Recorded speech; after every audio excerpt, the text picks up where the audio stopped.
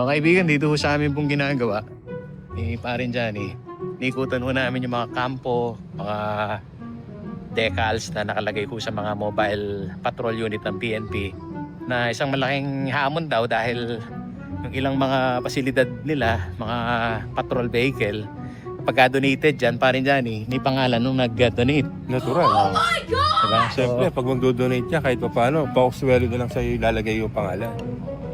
Kaya lang, kung politikong tao ka, dapat hindi na. dapat din na, sabi ni Parin Johnny. Pero dito naman sa nakikita mo, Parin Johnny, meron bang pangalan ng politiko dito na nakita mo? Ha? Meron ba? Meron ka ba nakikita? Mukhang tatanggalin pa lang, Parin Johnny. Abak na. Abak na. Paglilinaw lang ho, mga kaibigan, dahil alam naman ho natin, ito hong hanay ho ng PNP, kumisa sa mga pasilidad, gaya ho ng patrol vehicle, sa mga stasyon, yan ho, donated ho ng LGU. At hindi maiiwasan, noong mga unang panahon, andyan ho yung pangalan, andyan din ho ang mukha. Sa ngayon ho, saan ho umabot ito hong inyong enforcement dito sa Antayepa? Tama po, no?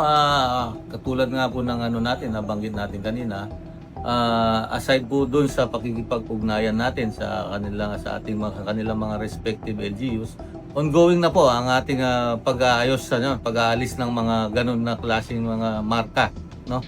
Ongoing na po para at least makapag-comply po tayo dun sa direktiba ng ating Secretary of the Interior and Local Government. At their cost nung nag-donate o kayo na ho mismo muna ang nagtatanda? At kakayanin na po natin yan at least para makapag-comply po tayo. Pero rest assured, yung ating activity dyan tuloy-tuloy po. Hindi naman sa napapangiti ang inyong lingkod. Malaking challenge dito sa mga nagtatanggal ho ng pangalan, litrato, lalo na yung mga covered court na andyan ho yung kanilang pangalan nandun sa tuktok ng bubong. Paano yun? Tama po, kaya nga po patuloy ang ating ugnayan, pakikipag-ugnayan regarding dun sa mga ganong klaseng mga struktura, no? At tulad nga po ng nasabi ng ating regional director, talaga pong medyo masalimuot nga po na yan, pero gayon pa man gagampanan po natin ang ating tungkulin base doon sa ating mga napagkasunod na pag-usapan sa anilang mga respective na LGU. Alam ho natin, kung minsan, sabi nga ho nitong ating regional director, minsan donated dyan ng private.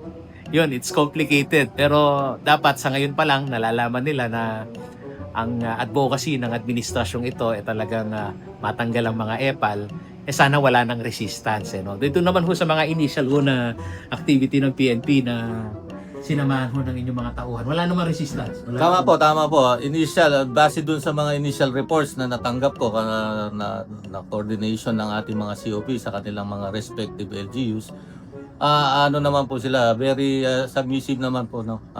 Amenable po sila dun sa direktiba ng ating SILG na magko-comply daw po sila kung yun ang direktiba po.